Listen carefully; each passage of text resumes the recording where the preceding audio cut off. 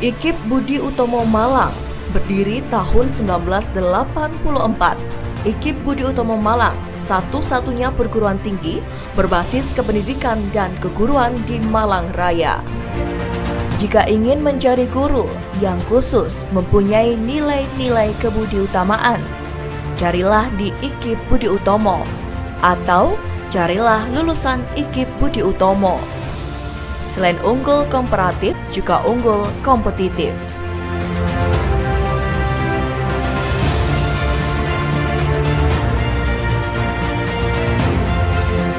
Dalam upaya unggul secara kompetitif dan komparatif, IKIP Budi Utomo Malang telah menjalin kerjasama dengan perguruan-perguruan tinggi baik dalam maupun luar negeri.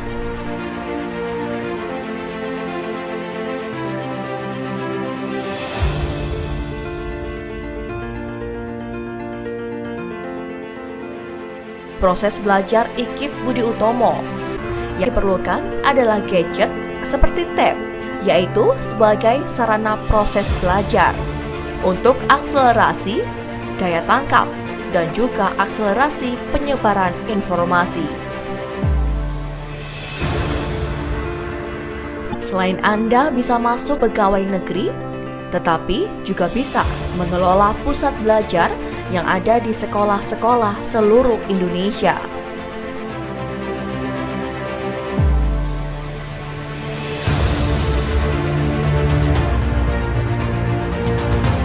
Hampir 90% lulusan IKIP Budi Utomo telah terserap di dunia kerja.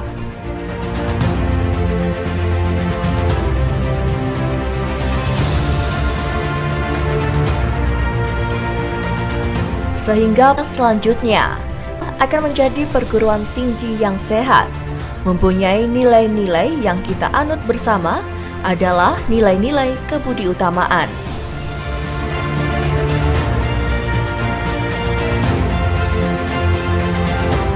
Mari kita mengajak tetangga-tetangga, mengajak rekan, mengajak sanak keluarga untuk mulai mengenyam pendidikan tinggi. Pilihlah IKIP Budi Utomo Malang.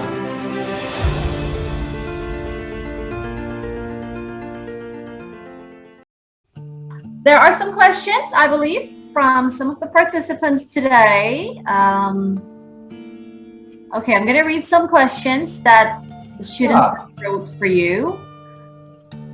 The first one is from Mr. Sasminto. And his question is, okay, let me try to translate this. His question is, you've mentioned in your first slide, if I'm not mistaken, that the time allocated to physical education in the majority of Western schools has declined. And his question is why? What's the reason behind that?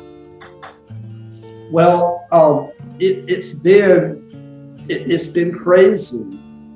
It's because we in our countries, the government has been hijacked by people who make these decisions that are not based on what best practices should be. They think that staying in classes longer and taking tests is what makes students smarter, but they don't really understand the complexity of child development, where the kids need a balance of physical activity and learning, and that they're not mutually exclusive and they support each other. And so it's been unfortunate, and we're still heading down that path, that industrial school model. And it's one of the reasons why I'm glad that I no longer work in the public schools in the US anymore, because here in the international field, I have the freedom to make my recess longer if I want to, and nobody is going to question it. And so, I wish that there was a good reason, but there's not. It's misguided.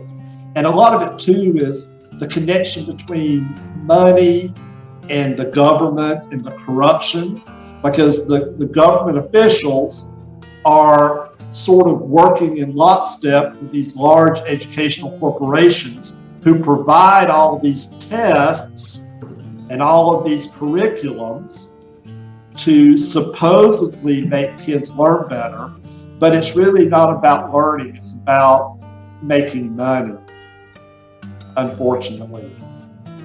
Yeah, I think unfortunately that's true in Indonesia too. Okay, let's move on to the, hold on, let me just check on my colleague, Freddie. Freddie, are you here? Probably he's still having connection problem. Okay, let's move on to the second question is from Rafika.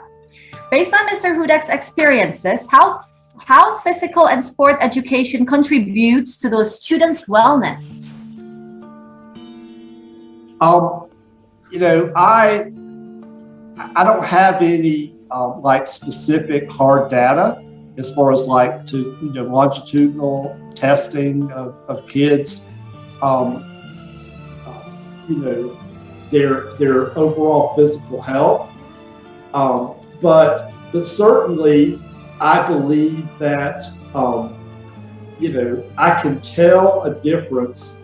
Okay, when I was in the United States working in the schools, the lack of physical education was pronounced, and my perception was that we had a lot more obese students in schools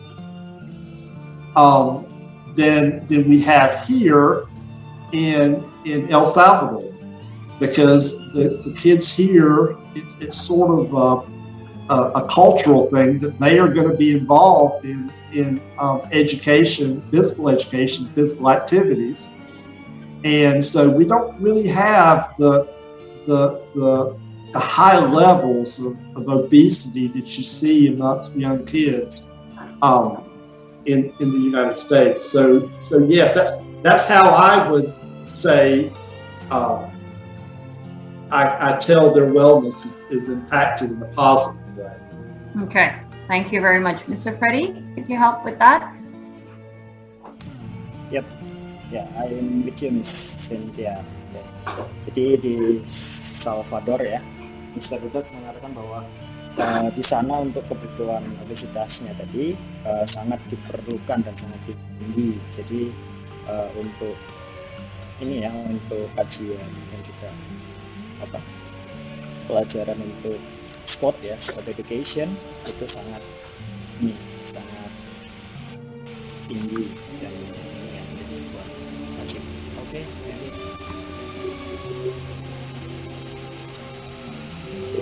Okay, thank you, Freddie. Next question from Mr. Gigi.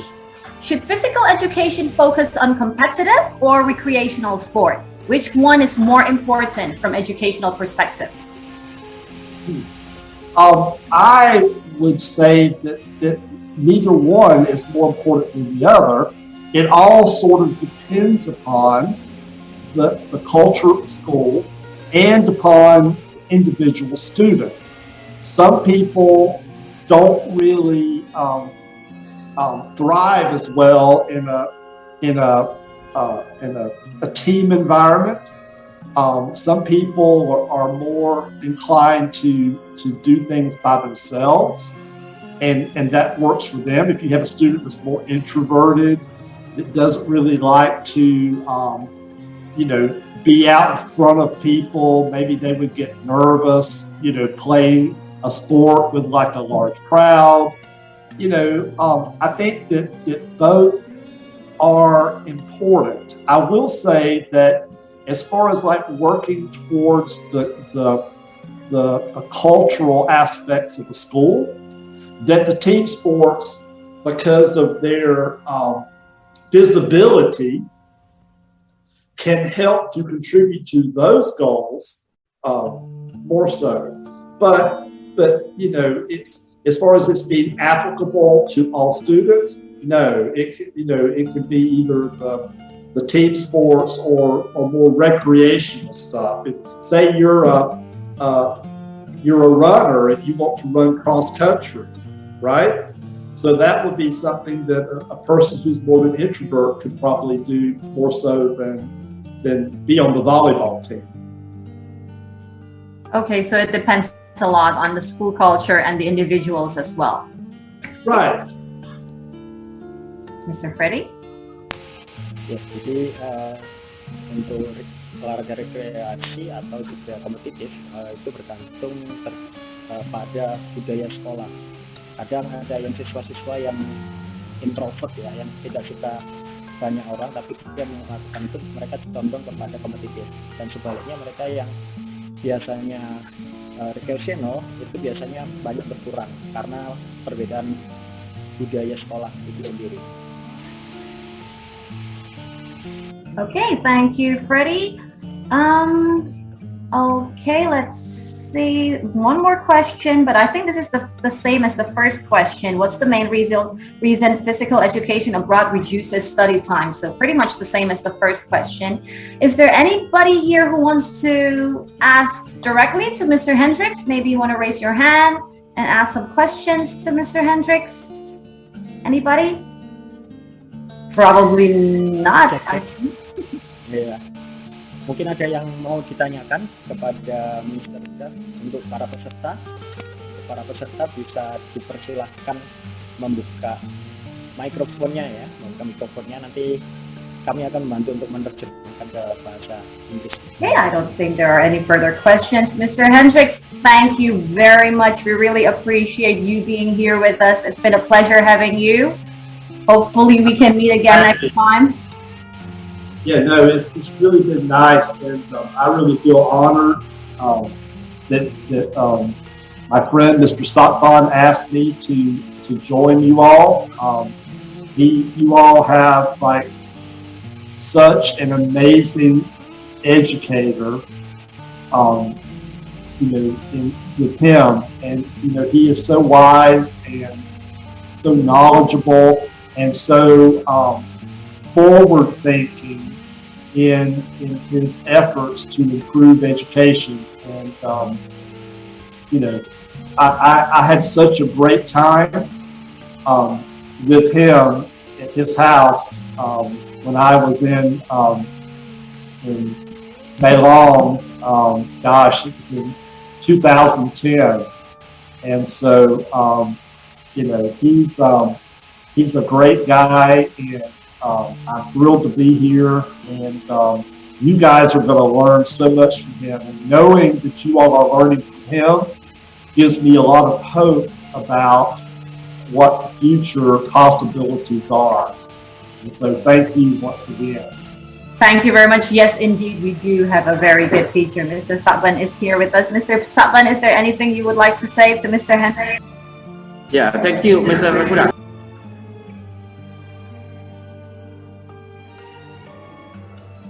I wish you can visit again in Nisa and we can have dinner.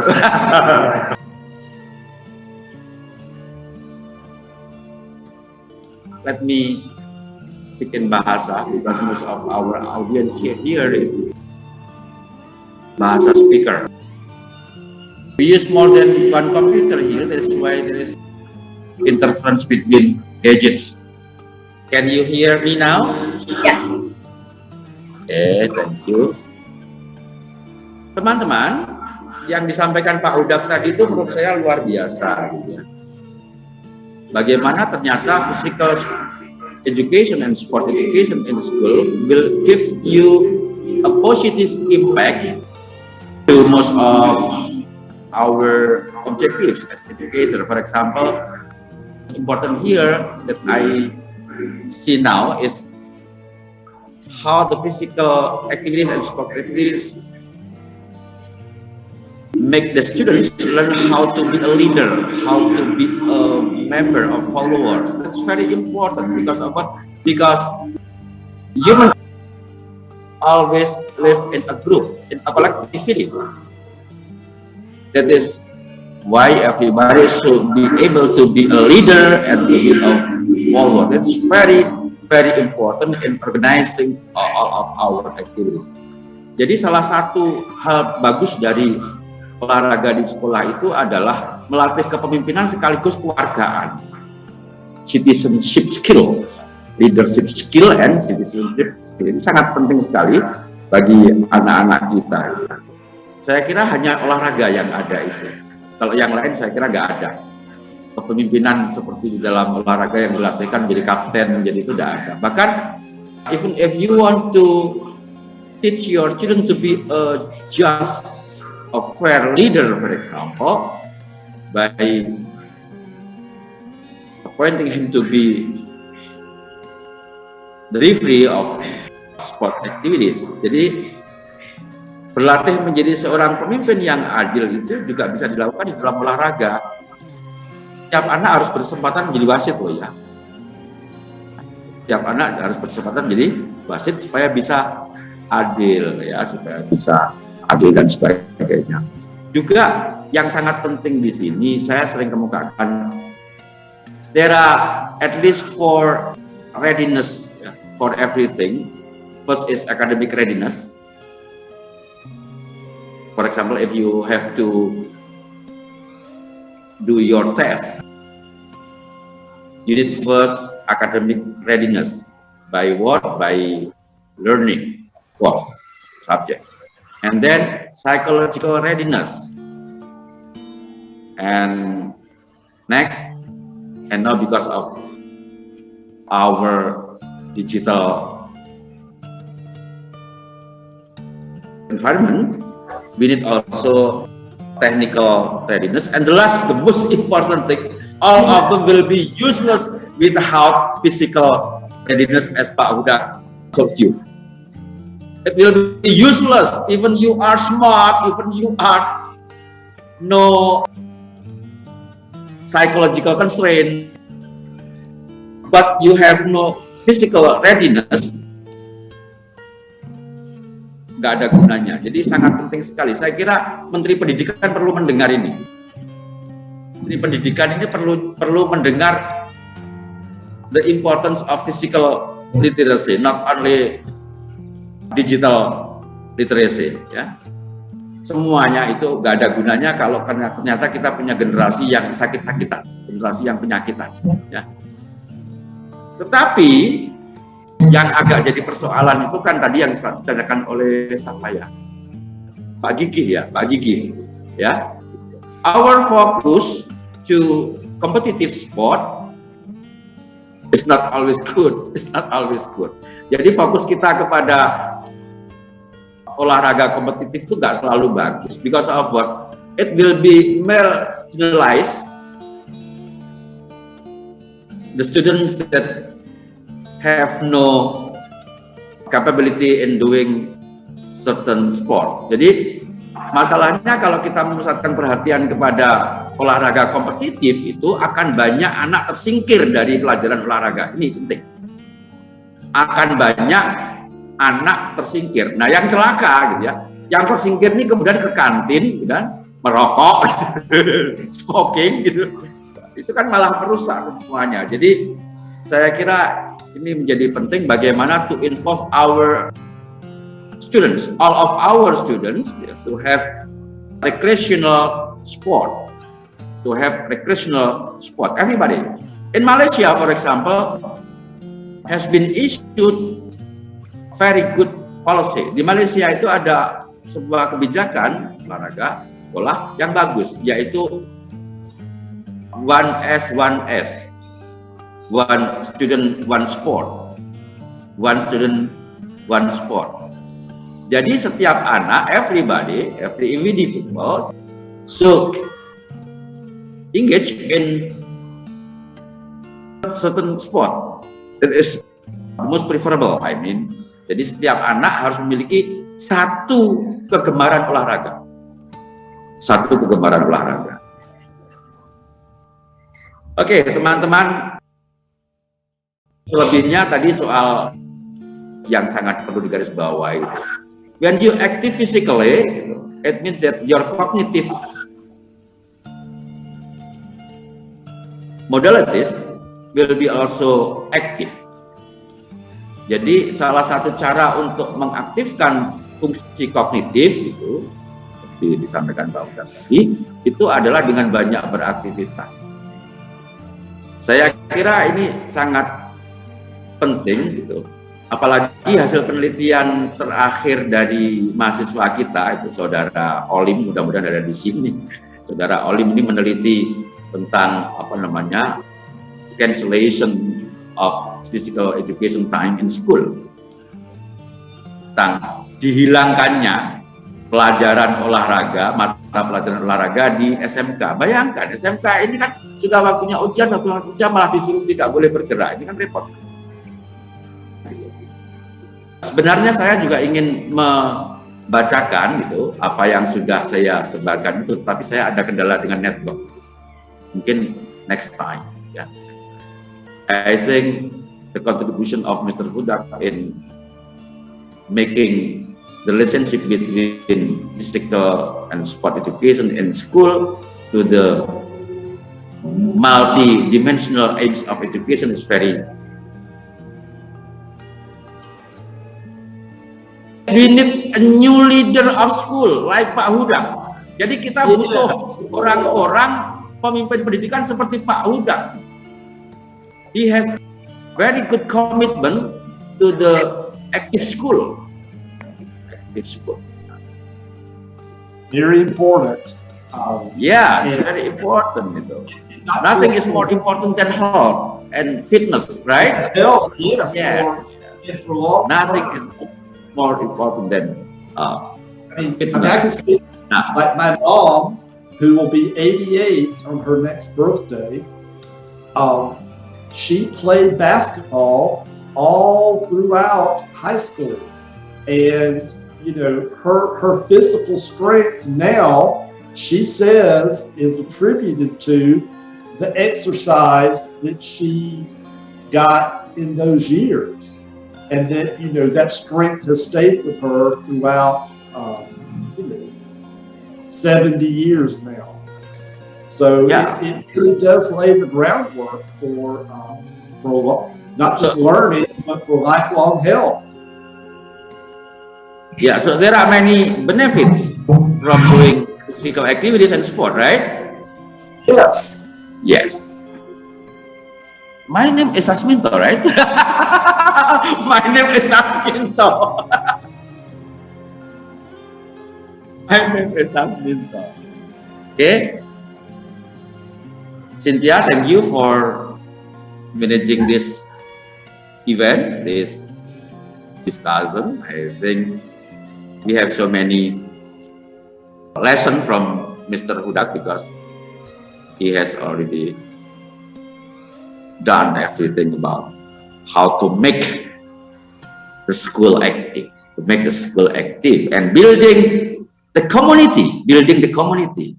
When I read Pak Hudak's material or short paper, I'm very impressed about how sport can build the community, how sport can improve the relationship between school and community, right? Yes. Yes. Ini teman-teman, jadi olahraga di sekolah itu ternyata juga menjadikan masyarakat peduli pada sekolahmu. Ingat itu. Masyarakat peduli terlibat di dalam sekolah gitu. Itu kalau sedang sekolahnya ada pertandingan gitu, wah semuanya jadi supporter, enggak semuanya jadi supporter. Nah, this is the way how to integrate the school into the community and the community into the school. I mean, we will have a community, a school, right, Pak Hudak?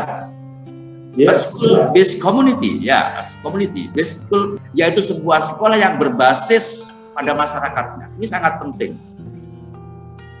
You will have sport from your community because of good or activity in sport and physical education. Thank you, Mr. Hudak. You are a very, very good teacher, very smart and committed, committed teacher. Yes, we're all, even administrators, we're still teachers. I still have a class. It's important because that's the most critical job in a school. If I'm not at school, it's not a problem. The school's still going to go because the teachers are the ones that make the magic happen. You know, all I do is, you know, send emails and stuff, you know, but the teachers are the most important people, you know, that work in the school for sure. Okay, Pak Udak, I will ask you a very simple question. Most of my students still wonder about your degree, I mean educational doctor. Is there any difference between PhD and educational doctor? What are the differences? It's just a terminology that it is just, it's like a different model of a car. It's basically the same thing. And it just, you know, depends on what school you go to. Okay. The university, it just depends on if they have the credentials to do the EDD or the PhD. Oke. Jadi teman-teman, kalau melihat gelarnya Pak Udak Hendriks ini bukan PhD seperti yang biasa kita dengar, tetapi EDD, EDD. It means name of educational doctor. It's kind of only terminology. Jadi itu hanya soal peristilahan saja. Jadi di sana ada dua gelar doktor, yang satu adalah filosofi doktor, yang kedua adalah educational. Thank you, Mr. Udak. Okay, now Cynthia, time is yours. Thank you very much, Mr. Hendricks. Yes, you are welcome to leave us. I'm sure it's pretty late there. You might want to get ready for bed. Thank you very much for joining us today. It was a pleasure to have you with us. It's been such a pleasure. I've so enjoyed it. Okay, give applause to Mr. Udak. Invite me back anytime. Okay. See you in Indonesia. See you Yes. in Indonesia. See you in Indonesia. Yes, yes. I'm gonna go have my dinner now. Yeah. Time for dinner. Okay. Bye. Bye. Thank you. Okay. Okay, Freddie, I'm gonna return the next agenda to you. Thank you very much. Thank you, everybody.